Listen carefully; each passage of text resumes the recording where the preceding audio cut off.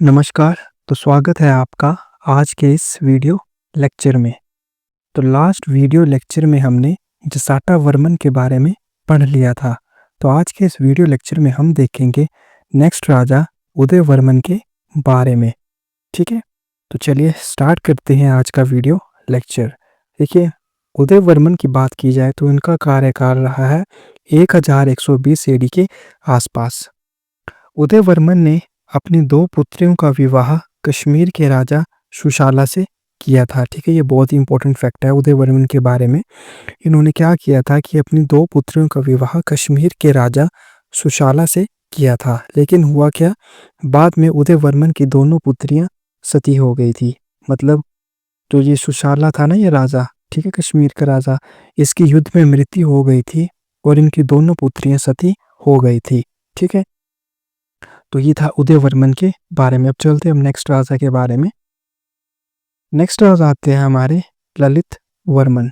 ठीक है, ये भी बहुत ही इंपॉर्टेंट राजा रहे हैं चंबा डिस्ट्रिक्ट के।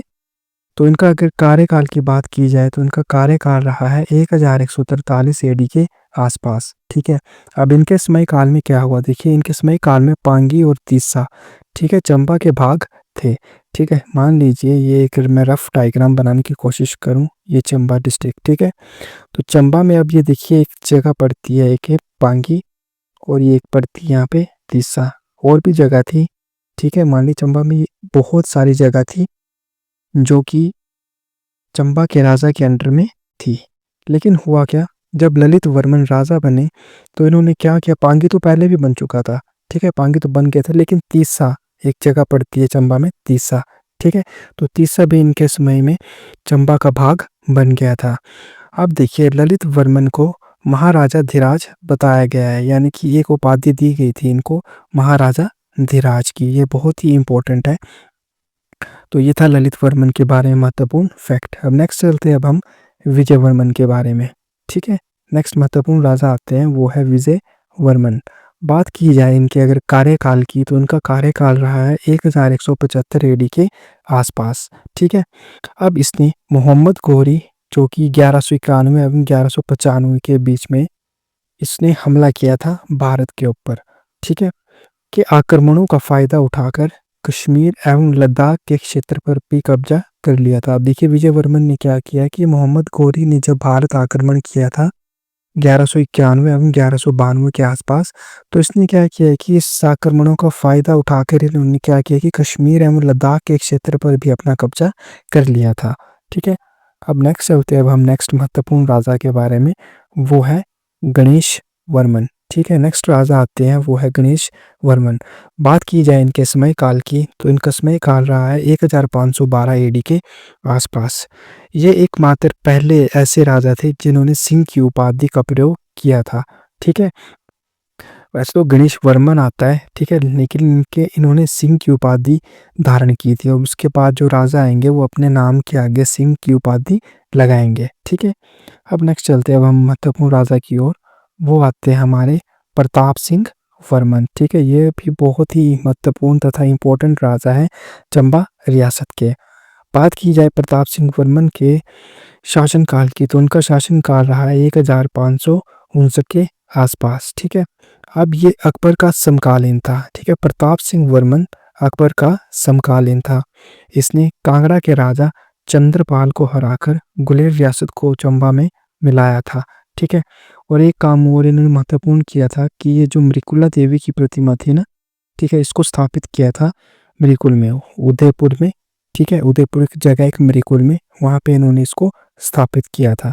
ठीक है, चलते अब हम नेक्स्ट महत्वपूर्ण राजा की ओर, जो है बलभद्र और जनार्दन। ठीक है, बलभद्र और जनार्दन के बारे में अब हम देखेंगे।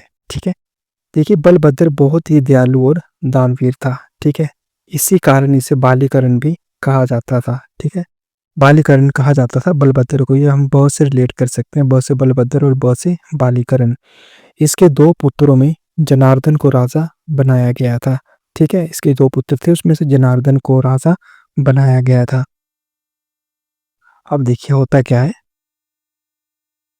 देखिए इसके समय में सूरजमल मुगलों से बचकर चंबा रियासत में छिपा था। जो कि नूरपुर का राजा था। ठीक है, सूरजमल उस समय मुगलों से भागकर चंबा रियासत में छिपा हुआ था। अब देखिए, सूरजमल के भाई था, ठीक है, जगत सिंह। सूरजमल का भाई था जगत सिंह। उसने क्या किया कि उसने जो ये जगत सिंह था ना, ठीक है, इसने मुगलों की सहायता की थी। तो बदले में क्या किया कि मुगलों ने क्या किया कि जगत सिंह को कांगड़ा किले का रक्षक बना दिया। अब सूरजमल तो भाग के चंबा आ गया था।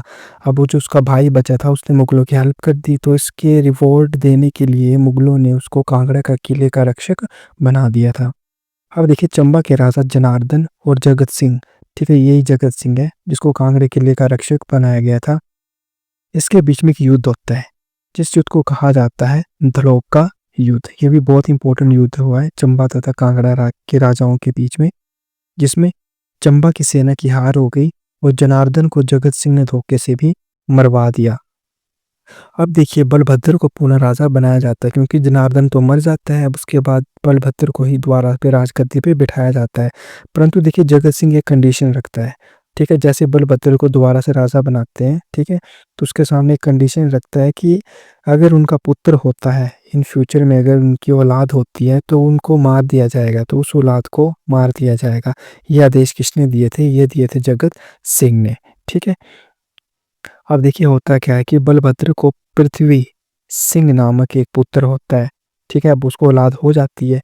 अब होता क्या है कि जगत सिंह आदेश दे देता है कि जो भी पुत्र हुआ है या पुत्री हुई है उसको मार दिया जाए। तो देखिए, इसको क्या करती है कि एक नर्स थी उस समय, बाटलू नर्स, बहुत इंपॉर्टेंट नाम है। तो ये क्या करती है कि पृथ्वी सिंह को बचाकर मंडी राजघराने पहुंच गई थी। ठीक है, उसको बचाकर कहाँ ले जाती है? बाटलू नर्स मंडी राजघराने ले जाती है। अब चलते हैं अब हम नेक्स्ट राजा के ऊपर, वो है पृथ्वी सिंह। ठीक है, यही पृथ्वी सिंह है जिसको बाटलू नर्स बचा के मंडी के राजघराने में ले गई थी। बात की जाए इसके शासनकाल की, पृथ्वी सिंह का शासनकाल रहा है 1641 एडी के आसपास। जगत सिंह ने 1641 में शाहजहां के विरुद्ध विरोध कर दिया।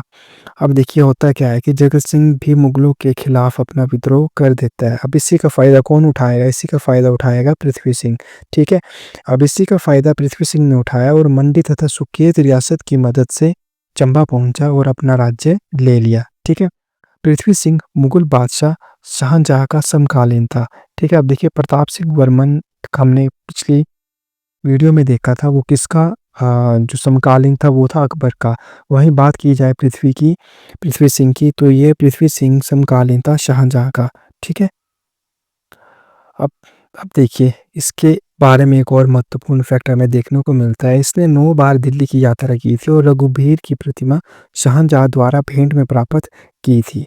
अब इसने महत्वपूर्ण मंदिरों का निर्माण भी करवाया था, जैसे कि चंबा में खज्जिनाग पड़ता है, खजियार में हडिम्बा मंदिर, सीताराम मंदिर, ये प्रॉपर चंबा में पड़ता है, का निर्माण बाटलू नर्स ने करवाया था।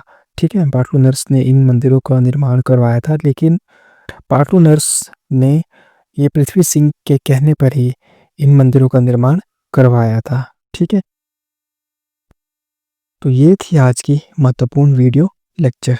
मैं आशा करता हूँ कि आज की वीडियो में भी आपको महत्वपूर्ण तथ्यों के बारे में पता चला होगा। तो नेक्स्ट वीडियो, अब 1 या 2 वीडियो लेक्चर में हम चंबा के इतिहास को पूरा कवर कर लेंगे। तो मिलते हैं अब हम नेक्स्ट वीडियो में, तब तक के लिए जय हिंद, जय भारत, जय हिमाचल।